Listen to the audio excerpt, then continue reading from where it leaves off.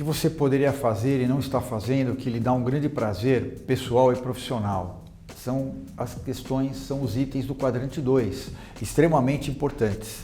As atividades do quadrante 2 que provocam a eficácia, melhoram a nossa qualidade de vida, né? E permitem que você concretize aquele espírito de realização que é tão importante. Então, ao trabalhar as atividades quadrante 2, você vai ver que vamos ganhar eficácia e eficiência de maneira assustadora, brutalmente. E o ponto de partida qual é? Eliminar as pedrinhas, né? Eliminar as atividades quadrante 3 e quadrante 4, e a partir daí você vai liberar tempo para ampliar o quadrante 2 e gradualmente diminuindo o quadrante 1.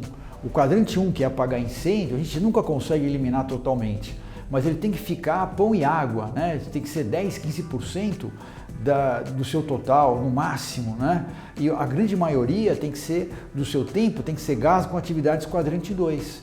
Mas eu tenho certeza que ao responder o exercício que nós fizemos, a grande maioria, 30, 40, até 50% ou mais, está relacionada às atividades quadrante 3 e quadrante 4. Então veja como dá para você ganhar tempo a partir daí.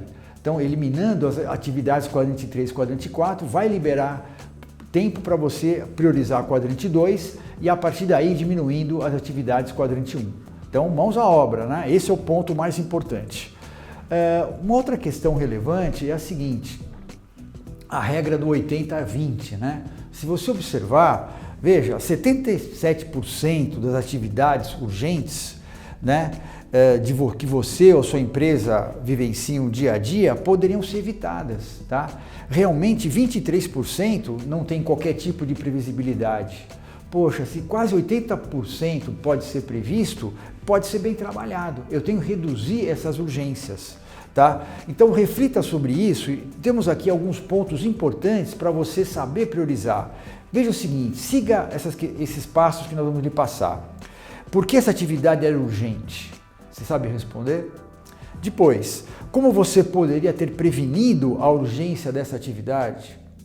Depois, que atividade você poderia planejar para evitar essa urgência? E por fim, é possível pedir para alguém que o ajude com essa atividade? Veja, a questão-chave é antecipar. Poxa, se acontece sempre o mesmo incêndio, sempre o mesmo problema, eu tenho condições de trabalhar, tenho condições de evitá-lo, minimizá-lo. Isso é um ponto bastante relevante e bastante importante, tá? E se essa tarefa for gerada por terceiros, tá?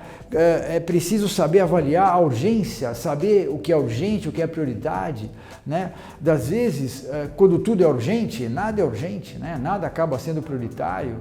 Então eu preciso trabalhar isso bem, gerenciar isso melhor.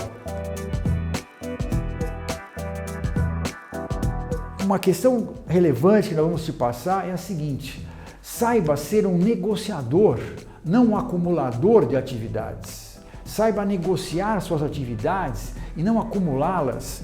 Veja o seguinte, observe, você sabe dizer não? Esse é um ponto muito importante. Mas você vai dizer, poxa, como dizer não para o chefe? Exatamente, como dizer não para o chefe? É uma arte, tá? Você não vai ser insubordinado, não vai ser mal educado, nem vai perder o emprego por causa disso. Mas tem certos momentos que nós temos que dizer não para o chefe. Como se diz não para o chefe? Veja o seguinte, é mostrando a ele, olha, eu estou exercendo essas atividades com esses prazos de entrega, eu estou com a minha semana totalmente tomada. Você está me pedindo para fazer uma nova tarefa, uma nova função. Legal, vou fazer. Qual que eu deixo de fazer então? Opa, quando você coloca as coisas nesses termos, o chefe vai dizer o seguinte, puxa, realmente você está superlotado, então eu vou pedir para o colega fazer. Ou então, deixa de fazer isso e faz aquilo. Mas o fato é que você não se estressa, você não acumula atividades que não pode concluí-las no tempo adequado. Essa é a maneira de você dizer não para o chefe. Tá? Então, ter clareza do que é importante ajuda a distinguir o que não é importante. Seu tempo é limitado, o trabalho e os pedidos são ilimitados. Quando pedirem a você, faça a pergunta, isso realmente é necessário nesse momento? Olha que, vou repetir, hein? Isso é realmente necessário nesse momento? Importante, tá? Né? Utilize argumentos verdadeiros, né? Então, saber dizer não é uma arte bastante importante. Muito bem, temos um exercício para fazer agora rapidinho com você. É o seguinte, considere 3 fatores, tá, a seguir na sua vida pessoal. Caso um deles estivesse deficiente, qual seria? Então, desses 3 fatores, qual que é o mais mal trabalhado para você? Primeiro, a capacidade de estabelecer prioridades. Você tem dificuldade? Segundo, a incapacidade ou falta de vontade para organizar a sua vida a partir dessas prioridades? Ou terceiro, a falta de disciplina para executá-las, para manter fidelidade às suas prioridades e organização? Responda qual desses 3 itens você está trabalhando pior, você está negligenciando.